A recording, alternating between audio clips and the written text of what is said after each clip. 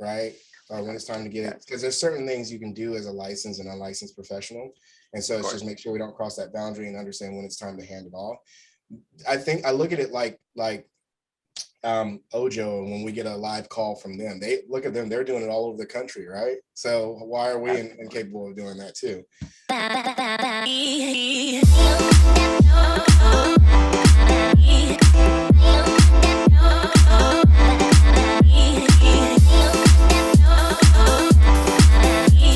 How is everyone? How are you guys? I am Sandra Cribb. I am a moderator here at LabCoatAgents.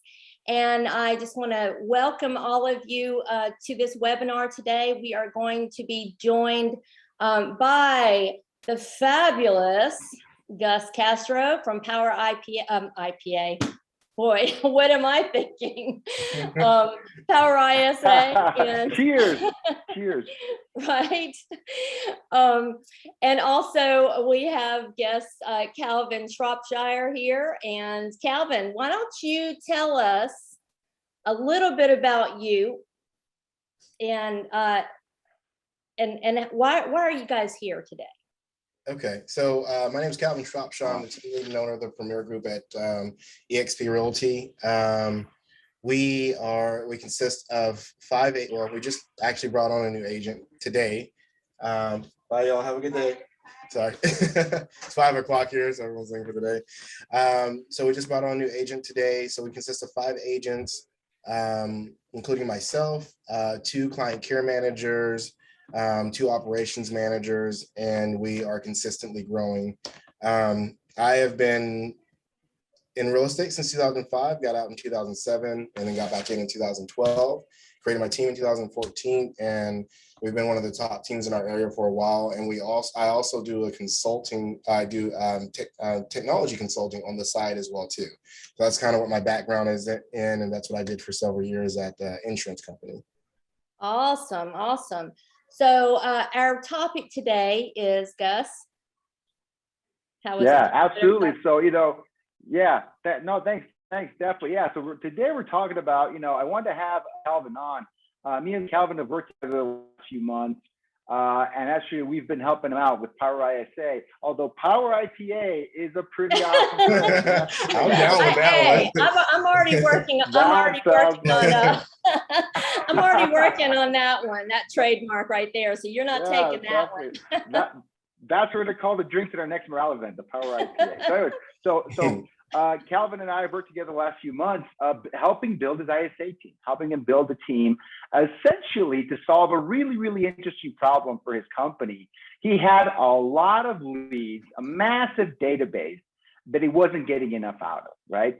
Particularly on the seller side, which is really, really interesting. And he's done a great job. He's done a great job the last few months, building an ISA team, leading that team, keeping that team super busy, to where his next level problem now is getting enough agents, trained, professional, awesome real estate agents on his team to handle those appointments, convert those appointments, and get more deals, right? So that's where he's at right now. But just a few months ago when we first talked, he was at the great database, not enough appointments kind of a situation, and we've helped him build a team. And one of the milestones that he hit very quickly was within the second week, his ISA team was setting 6 listing appointments for him per week, which I think was pretty awesome, but also indicative that the ISA was one missing piece in the puzzle, because Calvin had solved a lot of other ones, right? The reason you can get such a quick result, such an amazing result like that, is because the ISA is just one piece of that puzzle. And I wanted to have Calvin on here to kind of walk us through his whole process, right? Where he was at the beginning of the year, where he is right now, and how that ISA piece fit into his system. And it's a pretty awesome system, though. I do want him to talk more about that. He has a really, really, really great setup. Calvin and I have a lot in common. I'm from a tech background. He's from an IT tech background. We came into real estate, like as a second career, a career change, a career move. And we bring that really methodical, technical background into this business, right? So I always find it interesting. I love talking to another geek, about software stuff. Calvin is a great implementer, designer of CRMs. He's a CRM guru, right? I've had him on in my own Facebook group to my audience talking about the topic of CRM. He's so in depth into them. He loves them, and how to get the most out of a system like that. But let's start from the very beginning. I'd love to go all the way back. This was probably earlier this year, January, February timeframe. Calvin, tell us a little bit about what you were looking for and why the PowerISA was a great option for you, and specifically the new offering that we had. It was a new service. It was something brand new earlier this year, where as PowerISA, a lot of folks typically interact with PowerISA. We help people manage their ISA teams. We help them. We do the hiring, training, managing, everything, a quality assurance process, payroll, HR, everything for people. We call it the done for you solution. You hire us and you're done, right? We take care of all of those tasks for you. But Calvin was looking for something different, and we coincided that we were offering something different, a consulting education service to help you build your own ISA team. Not managed by PowerISA, no payroll from PowerISA, no HR person, nothing like that. But we enabled you, taught you everything that we knew on how to get your own ISA team up and running and productive as fast as possible. So, and Calvin was one of the first folks, I would say one of the first maybe 5 or 6 people that joined that program back in January, and he's had some great results. So Calvin, tell us your version of that. What were you looking for earlier this year, and what got you to where you are right now? Could I just, I just wanted to let sorry, Gus, before you start, Calvin, I just wanted to mention to everybody that PowerISA is offering a special deal that is exclusive for you LabCoatAgents. Members are going to be able to get $100 off per month of the ISA plans, and $500 off the new build ISA training program that Gus is going to be talking more about. So go ahead, Calvin. I'm sorry to interrupt there. No worries. No, you're perfectly fine. So one of the things that anyone that knows me knows that I'm really good at generating new leads, right? To give you an idea for this month, and generating new leads for pennies, right? So as an example, for this month, when I'm looking at my CRM right now, for the month of, what are we in, November, we acquired a total, it's actually still low, 811 new leads for this month. Wow. That consists of sellers, Google, and Facebook. And it as you can imagine, with just 5 people, is very, very overwhelming. So imagine having that every month. We've got about 24,000 people in our database. We're all on appointments. These leads are just sitting in here, and it's like, what do we do? So unfortunately, I've tried the ISA programs in the past. So I've wasted a lot of money on them, and it didn't go very well. One, because the people who were running it didn't know how we ran our business.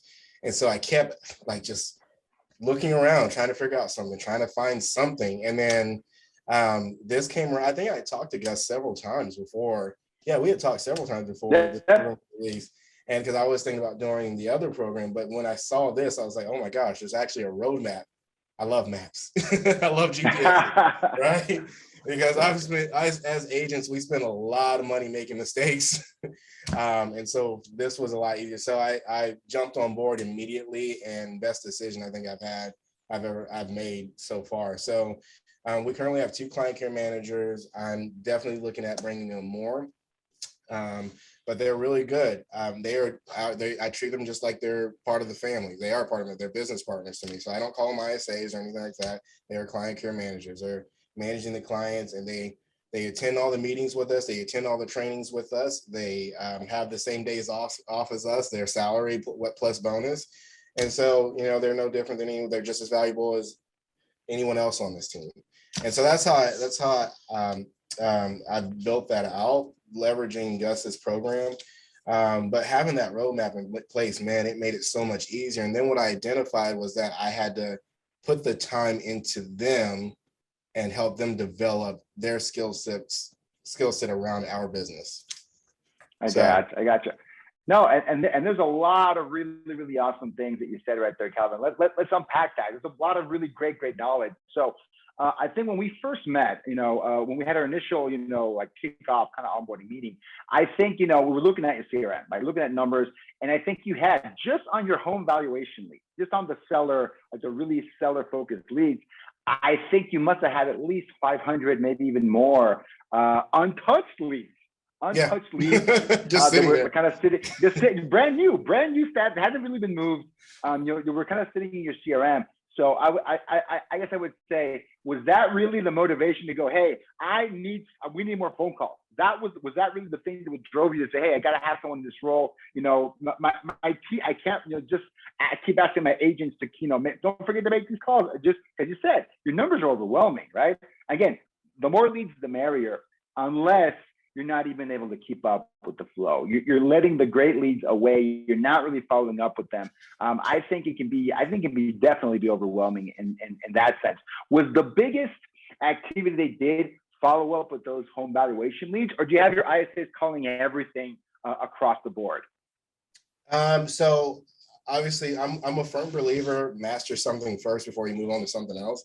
And so Carlos was my first hire, and I started him off on the seller leads and the home value leads and whatnot, got him really, really good at that. And then we brought on Laura. So I got him pretty good to the point where he helped me train Laura. And so Laura focuses primarily on the buyer side, and Carlos, he'll bounce back and forth between the seller and the buyer side. But as we bring more people on, he helps me train them. But yeah, we started off on the seller side, got that down pat. And then once I felt comfortable enough, felt that he was good, excellent with that side, then we moved over to the buyer side to get comfortable with that, because I knew in my mind, I wanted him to set appointments for us, but at the same time, I wanted him to start building up leadership skills.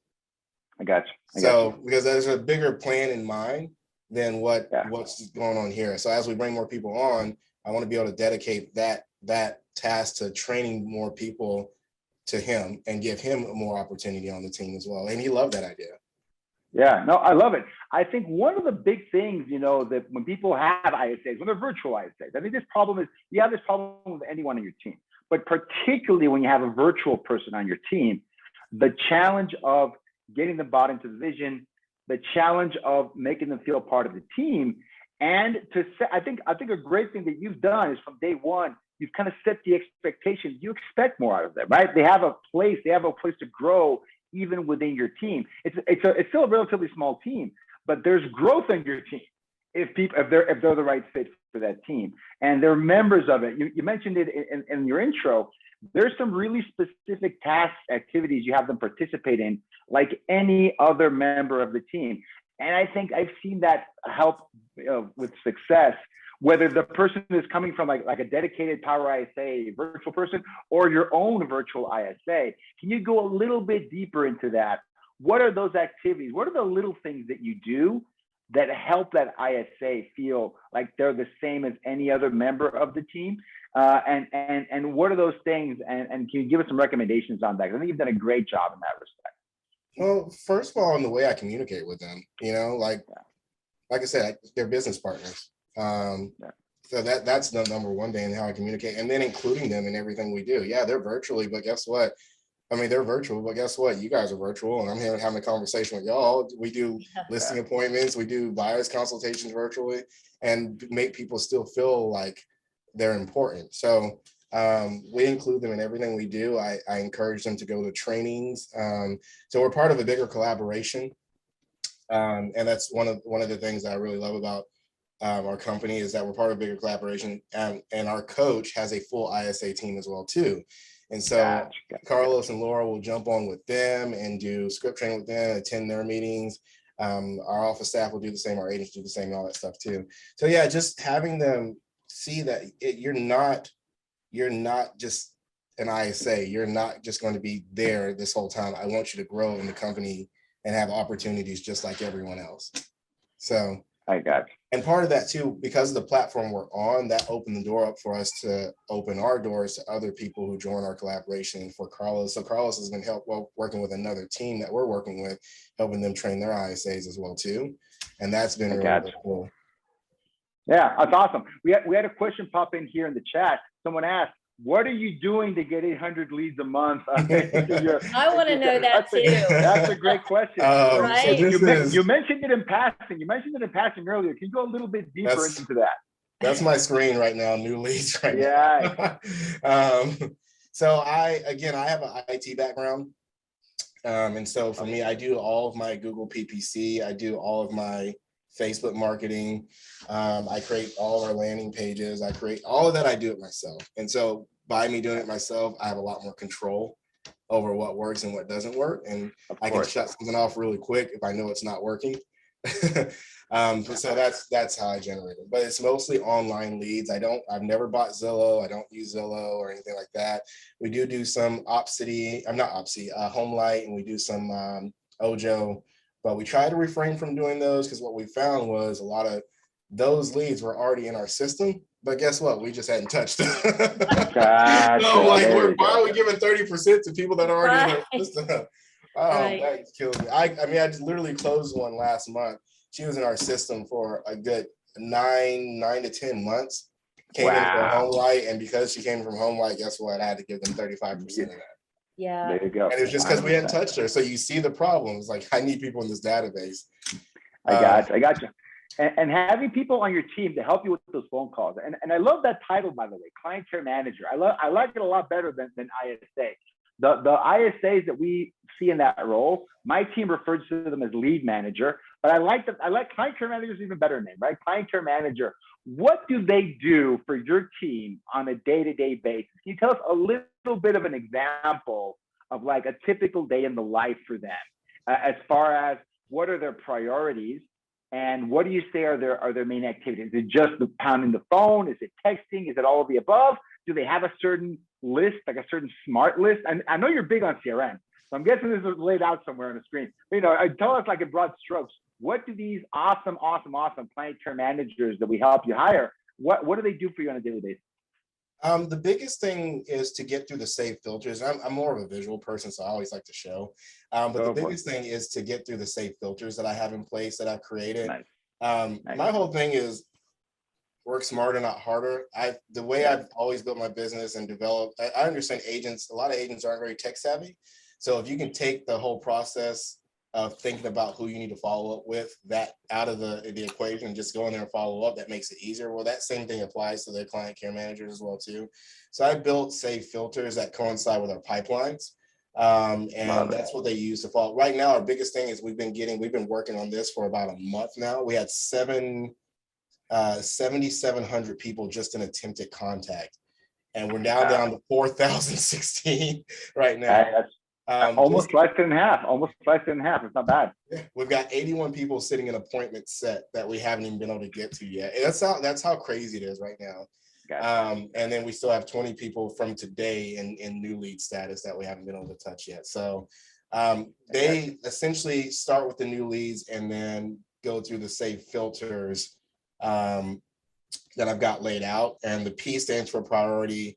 And then the S is the seller leads that they go through, and that's how they kind of do their day there. Yeah, I love that. And for the folks that that might have missed that or didn't see all that detail, basically, so what Calvin has done is he has a pipeline, right? And it starts with brand new leads, right? That's probably the first step in that pipeline. The first stage in that pipeline is brand new lead, but it's not the only stage. You've got people in different levels of qualification and different priorities. Calvin, this is crazy, but I've seen a lot of really awesome real estate teams organize their smart list the exact same way. The first two characters in the smart list is the letter P and 1, 2, 3, 4, 5, 6, 7, 8, right? And that whole structure is to help the buyer agents, the listing agents, or the ISA know which one to call first. It just makes it unbelievably simple to go in. I go into my CRM, I look at my smart list, and I start with number 1, right? And then I go to number 2, and then I go to number 3, and then I go to number 4. And their job is to call people that are in that status. That's essentially it, right? So and Calvin has done a great job at implementing that and making it just really easy for the ISA or any other member of their team, to be honest, follow that process. And just by opening the tool, they know exactly what they need to do. Who is in the highest priority queue and let's work on that queue, 100% to make sure nobody's in there, right? No leads left behind. No leads Well, left and I've got behind. the system working in conjunction with them to help out. So like, for example, when a new lead goes to attempted contact, within 3 weeks, if they don't respond, it moves them to unresponsive automatically. And then it starts another drip plan. And then if they respond from there, it'll move them to another pipeline. If they don't respond from there, it'll move them to not interested. So I have the system working around. So when they click on something like the P1 attempted, or sorry, the priority attempted contact, that means a lead has actually responded to one of the drip plans and is, Gotcha. And then from that point, they move them to contact it if they haven't acquired a time frame. If they acquired a time frame, they'll move them to hot, warm, or cold, or not interested. But then every time they move into a pipeline, I've got certain things behind the scenes that also work as a safety net as well too. So the system, in conjunction with the client care managers, is always moving people throughout based on what they do. I got you. That's really awesome. And so, Calvin, where did you build it? Because and you are one of those guys that I consider a true CRM guru.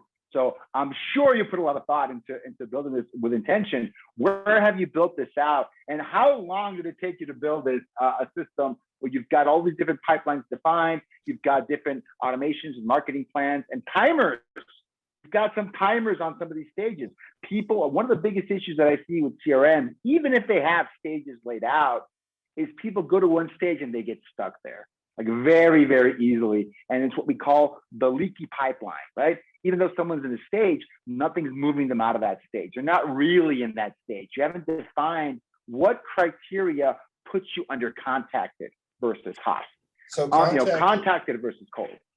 Yeah, so contacted, that means, so if they're a new lead and the client care or one of the agents talks to them in new lead status, but we haven't established a time frame, we put them in contacted until we can get a time frame going. Or if they're not interested, when we put them in not interested. We don't ever trash a lead unless they just don't have a good phone number or email. Because I've actually listed quite a few people from not interested in the last couple of weeks that just came out of nowhere, but the system flagged them and said, hey, they're back on here, they're doing a home evaluation. And that a lot of that's so I've got retargeting on the back as well too, and all that I've implemented, that I built out myself as well. But yeah, so it's kind of a process. So we put them into contacted, and then if they don't respond from there within 2 weeks, it'll move them to unresponsive. So I've got that set up. But the client care, they're really good at identifying those people in there, because it'll pop up a label if they do, and it will stop that drip plan. And so when they click on that filter, they go immediate. They were supposed to have a 4-day weekend. Carlos was working on Saturday for some reason. So I saw him in the group chat. He's like, can anyone take this client? And we're like, dang. No. Yeah. I mean, we had several people. Monday was hell, because I had several people where we just couldn't get to them. We could not get to. My CPA sent me a client the other day, and I told him I couldn't take him. Oh wow. Yeah. That's how bad it's been. China, I'm full. I need more people. Well, again, of the different problems you can have in real estate, having too many clients, too many listings, too many appointments coming in, probably the highest level, highest order problem you can have. And I think we'll get more into that in a little bit. But I think it's a really, really, really interesting system. But again, what the CRM did you use to kind of build this infrastructure in, and why did you choose that one? Because I know you got a really good tech background. What brought you to this CRM and this tech solution? So I think there's no really good or bad CRM. I chose Chime because of what I like to do, the customization, and of course there's no all-in-one, but it's the closest thing to an all-in-one. So that's why I chose it. It's not perfect. I think from an accountability standpoint, Follow Up Boss is the best, followed by KV Core. But Chime has just so many cool features all together and it's a smart system. So you've got different ones where you have to find opportunities. Chime, like Follow Up Boss and Commissions Inc., you have to search for the opportunities in there. Chime is really good about presenting those up front to you, because it's an intuitive CRM, and that's what you have to look at when you're looking at CRMs. Like, what are you trying to do with your business? KV Core is probably one of the best ones for marketing, right? Follow Up Boss has the best filters alongside Commissions Inc. Firepoint, Sierra Interactive, I think, are the best value. So Bang, it depends bang on what for your buck getting started. yeah. So it depends on what you're trying to do. But I'm because I still work with a lot of teams aside from mine. I've got access to their CRMs and I get to play with them. But I've also used several of them, Gotcha. demoed several of them, so I'm familiar with how they work. But Chime overall, I just think as an overall system is the best. That's why I use I got you. Yeah, and it was kind of a trick question because I know it's a lot. It's the context, right? There is no. The right answer is there is no one size fits all best case. I think Chime is a great solution for your team at your maturity level, at your scale, with the kind of system you're trying to build, right? Which is a truly distributed team. What does your tech stack look like? Like dialer, CRM. I know you've got a dashboard solution that you showed us a second ago. What does your tech stack look like from all the way from what the ISAs, the client care managers are using, all the way to what you use to evaluate the business? Literally, we just use Chime and Sisu. Everything's pretty much built in. So like for me to duplicate what I've got in Chime, let's say I was using Follow Up Boss, I would have to have Follow Up Boss, Call Action, Ylopo, Cloud CMA, and maybe something like a mailer program or something like that, right? So for me to duplicate that same stuff, that's what I'd have to have. So, I mean, to answer your question on that one, it's Chime as and you dial out of Chime, you do all the follow-ups to Chime, all the marketing automations to Chime. And Sisu, tell me about that. What is that? The what now? Sisu. So Sisu is, and this is where Follow Up Boss excels, right? So like Sisu, and I'll pull this up. It is our stat system. This is what we use. So I can come in here at any point and look at our business overall. I can pull reports from it. It's got an integrated API with Chime at the we're one of the test subjects there. But they're working on refining it a little bit more. But I can see the appointment set. I can see who set the appointments. I can see like if it's the client care managers that set the appointments and stuff like that. So that's essentially what it's for. Now everything is not in it yet. We literally just started using it. Well, we've used it for a long time, but I've had it for a long time, but I just started reusing it again. I'd say probably in the last month. So Macy's still working on getting all the data in there. And that's the reason being is because I was having a hard time getting the agents and everyone to put the information into it. And so now that they've got the direct API integration, it's starting to come over as of the time they implemented that, but we're trying to get all the historical data in there now. But it's really cool. So like, I mean, I can see when I can come in here and pull like year-to-date reports. I can see when, like, okay, if I want to see the appointments that Carlos has set, I can come in here and click on that, and it'll show me in the last, let's see, we're looking for, okay, so for the month of November, Carlos has set a total of 17 appointments. No, sorry, more than that. Let's see, 113, so sorry, I'm not 21 appointments. Yeah, 21 appointments. It's been a long day. I can click on these appointments and see who those people are, which agents got them. And all he's doing when he does that, which is really, really cool. So you can see these were all set by Carlos. When we go on an appointment, so if Carlos comes in and sets an appointment, let's say like this person here, they put the appointment in Chime, and then they click on the, where's it at? Sorry. Where did they take it out? Did they take the link out? They're still working on the back end. There's a Sisu link right here, which I don't know. I got you. Yet. And then he clicks on that and presses a button, and then it throws everything into Sisu. Let me find a different one. I know they're working on it. Liam contacted me today and said they're having some glitches, but they're trying to get it all fixed up. So like Alicia Reagan, right? So there should be a Sisu link here. Well, they must have taken it out. Okay, probably fixing it as we speak. Right? Yeah, it should be right there. So they must have taken it out. He just emailed me this morning, so should have done it after the demo. But yeah, so you click on the link and then it plugs it all in there for you. And that's how and I think the whole dashboard format is a really good way. But you touched on the biggest issue with that, getting the data in there, right? The data in there, you put it in there manually. Does it come over automatically? It can be a big issue. Going back to the client care managers, and was that Calvin? So I was going to say, we keep this dashboard up on our office screen. I'll just do like nice. This isn't everything in here, but I'll do like a year to date. So this year, so we've had 2 agents start within the last, so 1 today and then 1 in the last 2.5 months. So we'll do this, we'll do a display mode and then keep it up on the TV screens in the office. And it just rotates throughout, and you'll kind of see as it rotates, it shows what's going on with the business and all that. So I really like having this up because it's very transparent. It kind of shows where everyone's at with everything as well too. Great motivating factor, huh? Mm-hmm. Yeah, those are some nice numbers. Let me tell you, those are nice numbers out looking at there. Year-to-date close for the team. That's nice. Well, that's not everything. That's what I'm saying. Not everything's in there yet. We just started getting this up partially. Last month well, even if those are partial numbers, right. they're not looking bad at all. Those are partial numbers. So go back to the how you built the team, Calvin, the client care management team.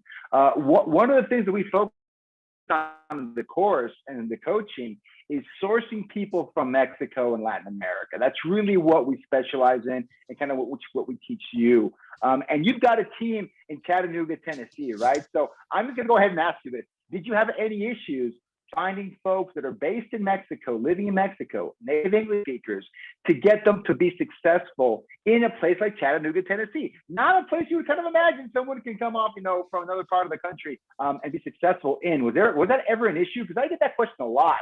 People are asking me, "Hey, Gus, I'm based in, Manhattan, Kansas. I'm based in, South Carolina or Tennessee. Can someone from outside of this region be successful in my area?" Did you ever have any concerns around that, Calvin? How'd you get past that? No, and the reason being is because just some of the teams I work with, I've ISA'd for them in their area just to show them that you can do it from anywhere. It's just it's spending time with the client care manager and knowing helping them understand when it's time to hand it off to an agent, right? Or when it's time to get it, because there's certain things you can do as a licensed and unlicensed professional. And so it's just make sure we don't cross that boundary and understand when it's time to hand it off. I think I look at it like Ojo, and when we get a live call from them, they look at them, they're doing it all over the country, right? So why are we incapable of doing that too? So teaching them what to say, how to gather the information, and then at what point do you hand it off to the agent as an appointment? So no, it wasn't difficult at all. I got you. That's and I love to hear that, right? Because I think that I get that question a lot, and for some people it can be like a mental blocking issue, like a limiting belief. Hey, if this person isn't local, if they don't have the local accent, if they don't have a ton of that local knowledge, they're not going to be able to be successful, And I really believe that's a limiting belief. And I don't think that's real. Like you just said, Calvin, there's all these companies are doing this. Zillow's doing this, OpCity's doing this. They have in-house ISA teams that are calling all over the country, and they're doing it at a high level. They're doing it at a really, really high level because they focus on the things they do control. Yeah, they might have someone with a California accent calling in Chattanooga, Tennessee, but it is more about how they treat the person, the empathy they show, which is the big thing that we focus on, right? It's all about showing empathy, showing genuine interest, showing curiosity, and supporting the person on the other end. That's 99% of the problem. Accent is 1% of the problem, right? It's really about training the person to be on the phone, be successful on the phone, and that empathy. If I were to narrow it down, the 2 things that we strive for all of our ISAs and all of our clients to really focus on: empathy and curiosity. Empathy and curiosity. If you have those 2 things, people might be shocked to hear this, that's really what's going to matter. And that's really what's going to put you on the other end, put you on the other side. Yeah, people are people. It doesn't matter where you are or anything. It's just, I'll never forget one of Laura, her first week, one of the phone calls she had, there was a woman on there. And I mean, this woman had just been through the ringer. She was just ready to end her life. I mean, and Laura stayed on the phone with her. I still have that call. I have to let you hear that. Laura stayed on the phone with her, talked with her. I mean, just hey, she was like, "You're a great mother," just showing empathy towards and everything. Wow. And then followed up with her the next day. That right there, I was like, wow, like it was just amazing. We were all blown away because we listened to the call because all of our calls are recorded. So we listened to the call in our team meeting and we were just blown away. So yeah, I mean, it doesn't matter where you are. She was able to relate to that person and help her through a really horrible time in her life. She had Absolutely. yeah. Everything else is going to be easy after that call, right? It's like, holy cow, someone actually is going through an issue. But, I think one of the hardest things I had to hear one time is an ISA, again, good, really good ISA. I'm not going to knock somebody, really good ISA, but was really, really focused on the script, too focused on the script, where the person told them that the reason they were selling their home was because their spouse had just passed away. And they, just didn't listen. They didn't follow up. Someone is just really revealing something really, really important to you. And when I heard that, the person just went to the next question on the script, skipped over that very small detail that they didn't think was important. I mean, that is enormously important. That's enormously important. Yeah. Hey, I'm just showing connection, showing empathy is the problem. That is really the biggest thing you could do when you're talking to someone on the phone. Well, Gus, that actually brought up something else too. Like I said, there was a couple of companies that I tried where they had ISAs for you, like they would train them for you and things like that. But that brought up something. So one of the things with Carlos and Laura that I've kind of like helped them understand is like, listen, we've got plenty of leads to make mistakes on.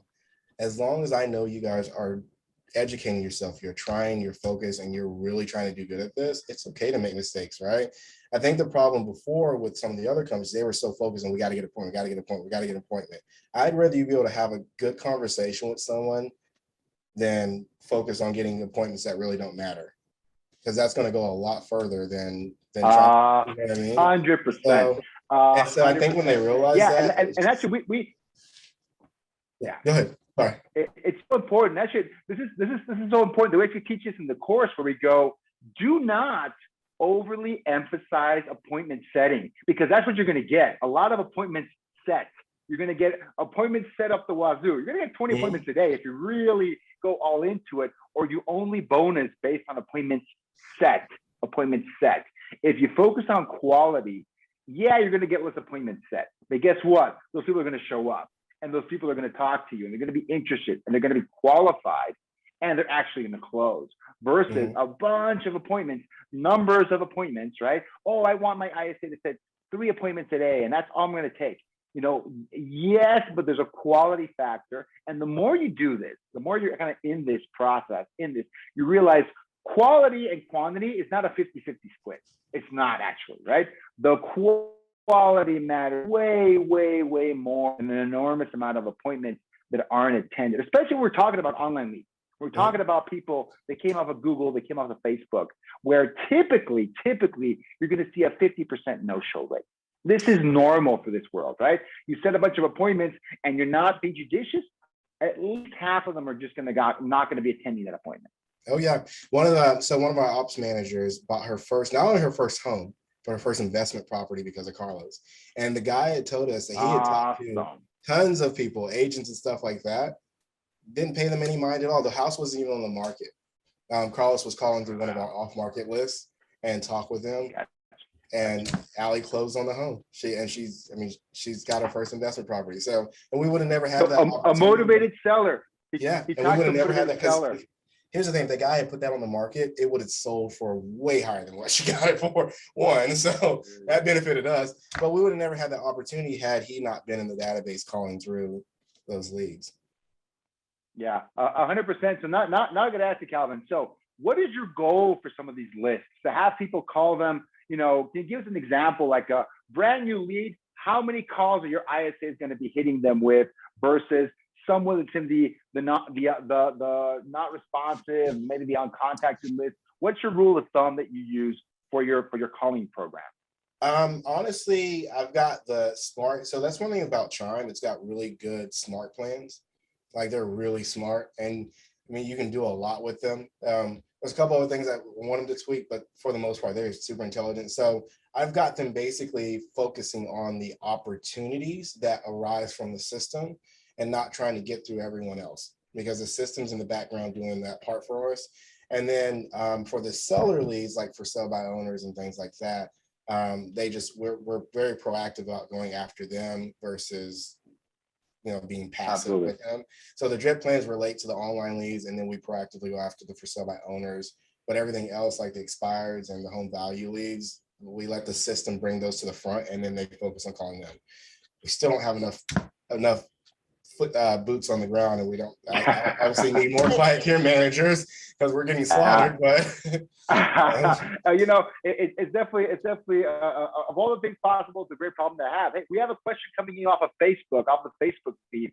Someone asking, what do you recommend for a single agent? I'm guessing this question is related to CRM. When we were talking about CRMs earlier, what do you recommend? So, I mean, Calvin, with that, I mean, that's not much to go off of. But if you're a solo agent, I'm guessing they're going to do online lead gen. Otherwise, what would you have a CRM? It really depends on the type of business. Solo agent. Yeah, so it depends on the type of business you have, and like, is it very sphere generated? Is it online lead generation? Is it like, depends on the type of business that you have, and then where do you see the business in 2 to 3, 5 years? Because you don't want to get something. The worst thing you could do is have a bunch of leads in the system and then move over to a new CRM. That is. Yeah. I mean, that is the worst thing you could do. So you can't look at where you are now. Look at where you want to be in a couple of years from now and choose that. Even if it costs a little bit more money than you want to spend, choose that because it's going to save you money in the long run, and you can get everything built out ahead of time as you're growing your business. But I mean, without knowing how you run your business or what type of business you are, it's hard for me to tell you on that one. But if you're just looking at, you got it. There's 3 levels of CRMs. You've got the budget ones, which the budget ones can do a lot of what the high end ones can do, and you've got the medium ones, and then you've got the high end ones. So I consider like Boomtown, Chime, Commission Zeek, all of those as high end, and like Sierra Interactive, Sierra Interactive, Firepoint. All those is like the mid level, and then you've got like Follow Up Boss, Lines Desk, Realty, Real Graders. There's a couple of them as not. I wouldn't say the lower end, but those usually don't have like websites. Wise Agents does, but you know, typically they don't have websites. They're usually focused on more being entry level. Yeah, but a lot of those couple well with like Local couples very, very well with Follow Up Boss and Line Desk. So you can kind of create an all-in-one that way too. I got you. That's awesome. No, that's a great answer, because you're right. The real answer is the engineer answer, which is depends, right? It depends, you know, kind of. Like for Carl's team, I mean, he had Commissions Inc. And they moved over to Follow Up Boss, and that was better for them than Chime was for how they run their business. They're very Zillow heavy, and so with Follow Up Boss, you have a lot more functionality, like with creating ponds, having, and if you're using like Google LSA and all that stuff, you can create, and which. I hope Chime gets this at some point, Chime, if you're listening. But you can create groups where a phone call will come in and ring everyone's phones and things like that. So you can't do that stuff. And so for his business, Follow Up Boss coupled with Ylopo was the best. I got you. No, it's pretty awesome. That's pretty great. So, I mean, we're winding down on time here. One of the things I wanted to put out there, folks, if anyone's out there, they want to have that experience, they're in the same place that Calvin was at. They've got a database, or they have, even if it's a cold list, something they want to prospect, but they don't have people to call, and they want to scale up a team. They have a vision, right? If you just want one ISA, let's talk. And I have a great service for you. If you want to scale your team to 2, 3, 4, 5 client care managers, prospecting ISAs, then we definitely should consider our Build Your ISA program. Calvin has been through it. He still participates every now and then in our group coaching calls that we have every Thursday. It's always awesome to have you in there, Calvin. It's great to share your experiences and where you've come from where you were even a few months ago. We have people in those calls that have 14 ISAs working on their team, 5 or 6 ISAs working on their team, and people that are hiring their first ISA that are on those calls. So we have a good mix of experience, a lot of folks willing to share in that group. Well, if people are interested in building their own ISA team, click on the link in the show notes, check it out. We'd love to chat with you. And also, if you've been hearing some really awesome things from Calvin today, where there's Calvin, we can do a whole other webinar just walking through your CRM, I'm pretty sure. You know, if you want to learn more about Calvin and his setup, and I know Calvin, the team is growing. I know he said it a couple of times already, dropping some really strong hints there. If you're interested in Calvin's team or joining Calvin's organization, so you can learn what he's doing for lead generation, home valuation, CRM setup, all of these things. He no longer does the consulting where you can't buy his time anymore, right? You got to be a member of the team or a member of the organization. It makes a lot of sense. If you're looking for leadership, and someone to help take you kind of step by step. Calvin is an unbelievably great person, great guy, great teacher, which is rare in our industry, to follow and to learn a lot from. Calvin, what's the best way for people that are listening and people that will be listening in the subsequent days and weeks on LabCoatAgents, on the YouTube channel? How can they reach out to you and learn more about that opportunity with you? I thought about giving out Macy's email, but she'll kill me. You can email me at calvin@ChattanoogaPremierHomes.com, and I'll put it in the link there too. But yeah, we're part of a big collaboration, which is really, really cool. So the one thing under our ecosystem, you get access to everything. And then there's another person too that also teaches how to do the Google ads and things like that as well too. But so doing your own retargeting and all that stuff. I mean, like literally I probably spend, so I know on retargeting, I spend about $900 a month. And then on the Google ads, I spend altogether less than $3,500 a month for our leads. Wow. So somewhere around there, 3,500 roughly for our leads. Yeah. And so but that's just like, doing myself. That's like $4. I mean, $4 a lead if you're counting all 800, right? So definitely Calvin's doing something awesome. If you want to follow him, learn from him, join his organization so he can help you set this stuff up. Reach out to Calvin. You think you do yourself a disservice by not having that conversation. I think it's great. Check it out. You just drop it in the comments. We'll be dropping it in the show notes. You can have it there available too. If you're smart, you'll talk to him, see what's up, listen to what they have to offer. I think it's amazing. If you're local in Chattanooga, then you absolutely need to talk to Calvin and try and get on his team. If you need more appointments and more deals in your pipeline, then you just heard it, guys. They don't have enough people to keep up with all these appointments and leads.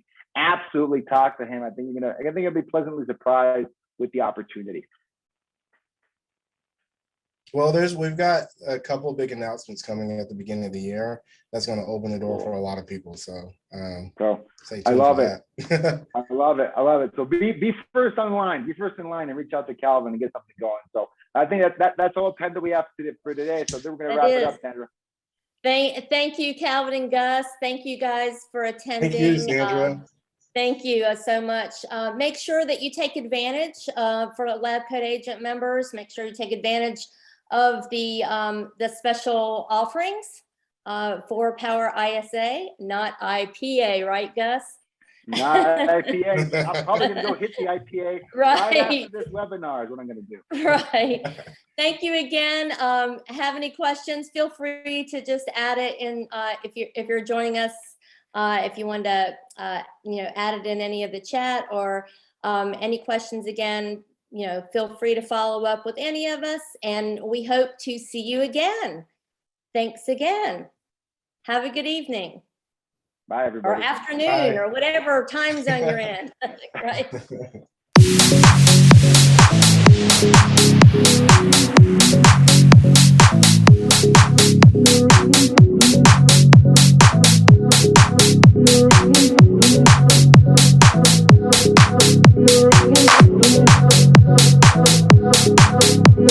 Right.